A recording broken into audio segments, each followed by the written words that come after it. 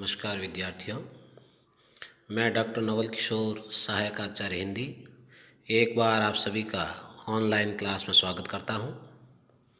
विद्यार्थियों, आज हम बीए द्वितीय वर्ष का जो द्वितीय प्रश्न पत्र है उसकी तृतीय इकाई हिंदी साहित्य का इतिहास के अंतर्गत आदिकाल और हमने आदिकाल के सीमांकन नामकरण के बारे में पढ़ा, आदिकालीन परिस्थितियों का अध्ययन किया, आदिकालीन साहित्य की प्रमुख प्रवृत्तियाँ क्या है ये पढ़ा। आज हम विद्यार्थियों आदिकालीन साहित्य के अंतर्गत विशिष्ट रचनाकारों का सामान्य परिचय है, इस शिक्षण बिंदु पर चर्चा करेंगे। यदि विद्यार्थियों हम आदिकालीन साहित्य को देखें तो उसे अलग अलग भागों में बांट सकते हैं। विशिष्ट रचनाकारों में आदिकालीन साहित्य में सबसे पहले हम ले सकते हैं रासो काव्य को। रासो काव्य के अंतर्गत सबसे पहले हमने लिया है पृथ्वीराज रासो। पृथ्वीराज रासो को आचार्य शुक्ल ने हिंदी का प्रथम महाकाव्य भी कहा है, जिसकी रचना पृथ्वीराज चौहान के अभिन्न मित्र और उनके दरबारी कवि चंद बरदाई द्वारा की गई। रचनाकार ने इसकी रचना 1343 विक्रमी संवत में की। और अब इस यदि रचना के बारे में देखें तो विद्यार्थियों हम देखते हैं कि इस पृथ्वीराज रासो की प्रामाणिकता के विषय में पर्याप्त विवाद है। कुछ विद्वान हैं इस ग्रंथ को पूर्ण रूप से अप्रामाणिक मानते हैं। इस ग्रंथ को पूर्ण रूप से अप्रामाणिक मानने वाले विद्वानों में आचार्य रामचंद्र शुक्ल, कविराज श्यामलदास, डॉक्टर बूलर, मुंशी देवी प्रसाद, गौरी शंकर, हीरा चंदोजा आदि मुख्य। कुछ वे विद्वान हैं जो इस ग्रंथ को पूर्ण रूप से प्रमाणिक मानते हैं और उन विद्वानों में सर्वप्रथम डॉक्टर श्याम सुंदर दास, उनके अलावा मोहनलाल विष्णुलाल पांड्या, मिश्र बंधु और कर्नल टॉड के नाम लिए जा सकते हैं। तीसरी उन विद्वानों की श्रेणी है जो इस ग्रंथ को न तो पूर्ण रूप से प्रमाणिक और न ही अप्रमाणिक मानते हैं, बल्कि वे इसे अर्ध प्रमाणिक मानते हैं, और उनमें आचार्य हजारी प्रसाद द्विवेदी, डॉक्टर सुनीति कुमार चटर्जी, मुनि जिन विजय आदि का नाम हम प्रमुख रूप से ले सकते हैं। यदि हम इस ग्रंथ के बारे में देखें तो विद्यार्थियों यह ग्रंथ ऐतिहासिक तथ्यों से पूर्ण रूप से कह सकते हैं रहित है।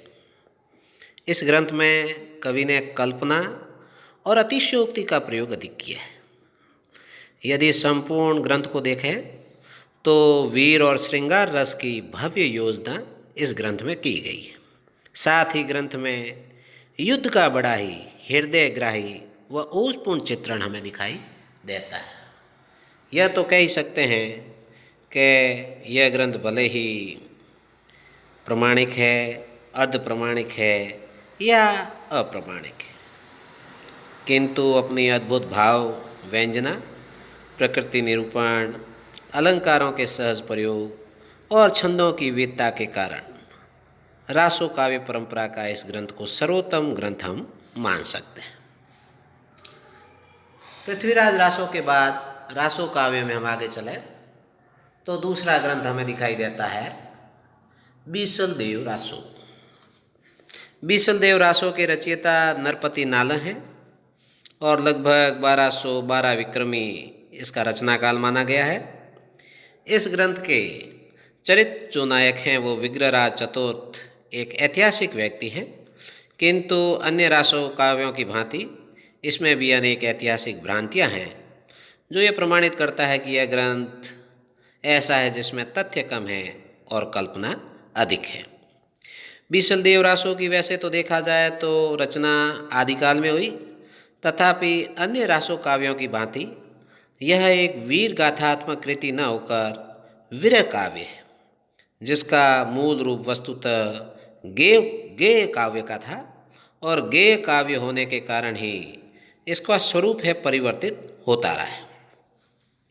यदि रासों काव्य के अंतर्गत इस बीसल देव रासों का मूल्यांकन करें तो बीसल देव आदिकाल की एक श्रेष्ठ कृति है, जिसे 125 छंदों में कवि ने रचा है और यह एक प्रेम परक रचना है। संदेश रासक की भांति विरह की इसमें भी प्रधानता है। विरह के स्वाभाविक चित्रण के साथ साथ संयोग के मर्मस्पर्शी चित्र भी इसमें अंकित किए गए। साथ ही कह सकते हैं कि कवि ने प्रकृति के रमणीय चित्र अंकित करके और काव्य कृति के महत्व को है द्विगुणित कर दिया है। बीसल देव रासो संपूर्ण ग्रंथ है 4 खंडों में विभक्त है। प्रथम खंड में अजमेर के राजा विग्रहराज चतुर्थ, जिन्हें दूसरे शब्दों में बीसल देव के नाम से पुकार सकते हैं, का परमारवंशी राजा भोज की कन्या राजमती से विवाह दिखाया गया है। द्वितीय खंड में रानी के व्यंग्य से रुष्ट राजा के उड़ीसा चले जाने की कथा है और 12 साल तक बीसल देव उड़ीसा में रहता है। तृतीय यदि खंड देखें तो इसमें रानी राजमती जो है उसकी अत्यधिक विरह वेदना का जो अनुभव है वह संपूर्ण रूप से दिखाने का प्रयास किया है। और चतुर्थ खंड में रानी और राजा विग्रहराज के पुनर्मिलन का वृत्तांत प्रस्तुत किया गया है। रासो काव्य में आगे देखें तो अगला ग्रंथ है वह है परमाल रासो। परमाल रासो का रचयिता कवि जगनिक है, जिसे चंदेलवशी राजा परमर्दी देव का दरबारी कवि माना जाता है। आला और उदल नामक 2 क्षत्रिय सामंतों की वीरता का वर्णन है परमाल रासो के अंतर्गत मुख्य रूप से किया गया है। उत्तर प्रदेश में इसे आला या आलाखंड के नाम से भी जानते हैं तथा यह अपनी गेयता के कारण अब तक लोक काव्य में समादृत है। विद्यार्थियों, यदि परमाल रासो की रचना का समय काल देखें तो यह 13वीं शताब्दी के प्रारंभ में माना गया है और वीर भावना का जितना प्रौढ़ रूप इस ग्रंथ में हमें दिखाई देता है वैसा अन्यत्र दुर्लभ है। भावों के अनुरूप ही भाषा का भी प्रयोग किया गया है। इस प्रकार से परमाल रासो के बाद यदि हम रासो ग्रंथों को देखें तो अगला जो ग्रंथ है वो है खुमान रासो। खुमान रासो का रचयिता दलपति विजय नामक कवि था और इस ग्रंथ का चरित्र नायक है वो मेवाड़ का राजा खुमान द्वितीय। तो विद्यार्थियों, इसका रचना काल 1729 ईस्वी के तरह लगभग माना गया है और इसका रचना काल भी संदिग्ध है। इस ग्रंथ की प्रमाणिक हस्तलिखित प्रति है वह पूना संग्रहालय में उपलब्ध है। ग्रंथ की रचना लगभग 5000 छंदों में की गई है और वीर रस इस ग्रंथ का प्रधान रस है। वीर रस के साथ साथ श्रृंगार के भी मार्मिक और हृदय स्पर्शी चित्र हमें इसमें उपलब्ध होते हैं। ये थे मुख्य रासो ग्रंथ, जिसमें हमने देखा सर्वप्रथम पृथ्वीराज रासो, उसके बाद बीसल देव रासो, उसके बाद परमाल रासो और चौथा ग्रंथ है खुमान रासो। इसके अलावा भी विद्यार्थियों रासो ग्रंथों में अन्य ग्रंथों के यदि हम नाम लें तो अगला है विजयपाल रासो, जिसका रचयिता नल सिंह को माना गया है और उसका रचना काल 16वीं शताब्दी में माना गया है। इसके अतिरिक्त एक रचना और है हमीर रासो, जिसका रचयिता सारंगधर है और इसका रचना काल 1357 ईस्वी के लगभग माना गया है। एक ग्रंथ बुद्धि रासो के नाम से और है और जिसका रचयिता जलहन को माना जाता है। तो ये तो विद्यार्थियों अब तक हमने देखा कि सर्वप्रथम आदिकाल में जो ग्रंथ हैं वे रासो ग्रंथ हैं। इसके बाद यदि विद्यार्थियों हम देखें तो रासो ग्रंथों के अतिरिक्त आदिकाल में और जो साहित्य रचा गया, दूसरे प्रकार का जो साहित्य है उसे हम रास काव्य कहते हैं। रास काव्य को जैन साहित्य भी कहा गया है, जिसमें हम मुख्य यदि रचनाओं के बारे में देखें तो शालिभद्र सूरी की भरतेश्वर बाहुबली रास और बुद्धि रास 2 रचनाएं मुख्य हैं। आसगू की चंदनवाला रास और जीवदया रास। इसके अतिरिक्त जिन्हीं धर्मसुरी की स्थूली भद्ररास और विजय सेन सूरी की रेवतगिरी रास मुख्य है। सुमति गुणी का नेमिनाथ रास, प्रज्ञा तिलक का कच्छुली रास, सारमूर्ति का जिनी पद्मसूरी रास, उदयवंत का गौतम स्वामी रास और शालीभद्र सूरी की रचना पंच पांडव चरित्र रास मुख्य रूप से इस काल की रचना है। इसके अतिरिक्त भी यदि हम देखें तो भट्ट केदार की जयचंद्र प्रकाश, मधुकर कवि की जय मयंक जस चंद्रिका, विद्यापति का नाम आपने सुना, हम उसकी रचनाओं के बारे में आगे और पढ़ेंगे। विद्यापति पदावली नाम से है। अमीर खुसरो का भी हम आगे और पढ़ेंगे, खुसरो की पहेलियाँ और कुशल लाभ की ढोला मारूरा दूहा। ये मुख्य रचनाएं इस समय हमें दिखाई देती है। इसके बाद यदि हम अन्य प्रकार के साहित्य की बात करें तो एक प्रकार का साहित्य इस समय और हमें दिखाई देता है, मिलता है, जिसे हम नाथ साहित्य के नाम से जानते हैं। नाथ साहित्य के प्रवर्तक मतेश्येंद्र नाथ एवं गोरखनाथ माने गए हैं। नाथों का जो समय है वह 12वीं शती से लगाकर 14वीं शती तक है तथा हिंदी संत काव्य पर इनका पर्याप्त प्रभाव है।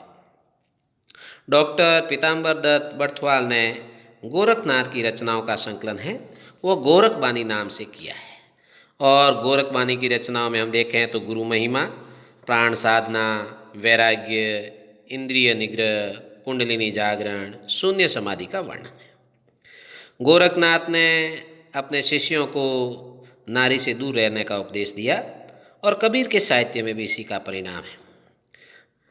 जैन सिद्धों की संख्या है वह 84 मानी गई है, वैसे ही नाथों की जो संख्या है वो 9 मानी गई है। शिव ही आदिनाथ है और इसके अतिरिक्त मतेश्येंद्रनाथ, जालंधरनाथ, गोरखनाथ ही इसमें प्रमुख है। नाथ साहित्य के बाद अगला साहित्य हम देखें तो विद्यार्थियों हैं सिद्ध साहित्य। बौद्ध धर्म की 2 शाखाएं हो गई थी, एक हीनयान और दूसरी वज्रयान। ये जो वज्रयानी हैं इन्हें ही सिद्ध कहा गया है। राहुल सांकृत्यायन ने सिद्धों की संख्या 84 बताई है और ये लोग अपने नाम के पीछे पा जोड़ते थे, जैसे सरप्पा, लुईपा, इस प्रकार से। कुछ प्रमुख संत और उनकी रचनाएं आपके सामने दी गई है।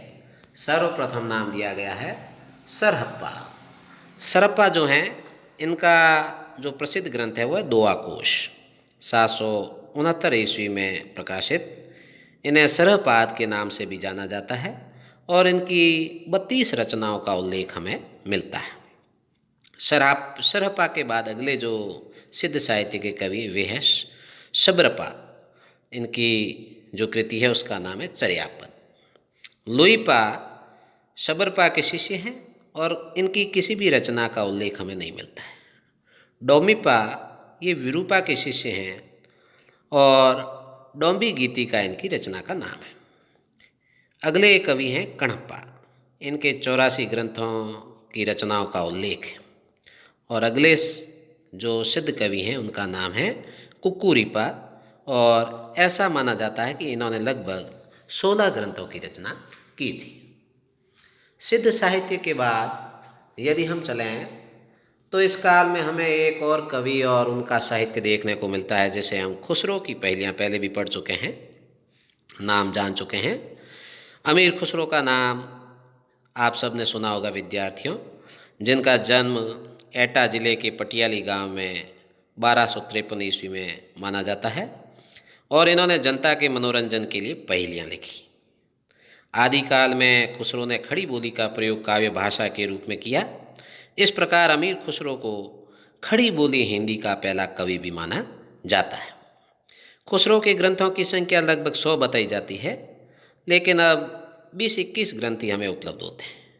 इनकी प्रसिद्ध रचनाओं में हम कह सकते हैं खालिक बारी, खुसरो की पहेलियाँ, मुकरियाँ, 2 सखुने, गज़ल आदि प्रमुख हैं। अमीर खुसरो की कृति जो खालिक बारी है वह एक शब्दकोश है। तुर्की, अरबी, फारसी और हिंदी भाषाओं का यह पर्यायवाची कोश माना जाता है। खुसरो प्रसिद्ध संगीतज्ञ भी थे और हज़रत निज़ामुद्दीन औलिया के वे परम शिष्य भी थे। उन्होंने ही सितार और तबला का आविष्कार किया था। आप सबने खुसरो की पहेलियाँ पढ़ी भी होगी और खुसरो की पहेलियों के कुछ नमूने, मुकरियों के कुछ नमूने, इनकी गज़लों के कुछ नमूने देखते हैं। गोरी सोए सेज पर, मुख पर डाले केश। गोरी सोए सेज पर, मुख पर डाले केस। चल खुसरू घर आपने, रैन वही चौदेस। खुसरो बाजी प्रेम की, मैं खेलूं पी के संग। खुसरो बाजी प्रेम की, मैं खेलूं पी के संग। जीत गई तो पिया मोरे, हारी पी के संग। इस प्रकार से यह जो ग्रंथ है, खुसरो के ग्रंथों में से कुछ उदाहरण मैंने आपके सामने उनकी पहेलियों के प्रस्तुत किए हैं। अगला जो साहित्य है वो कह सकते हैं आदिकालीन अपभ्रंश साहित्य जिसे कह सकते हैं।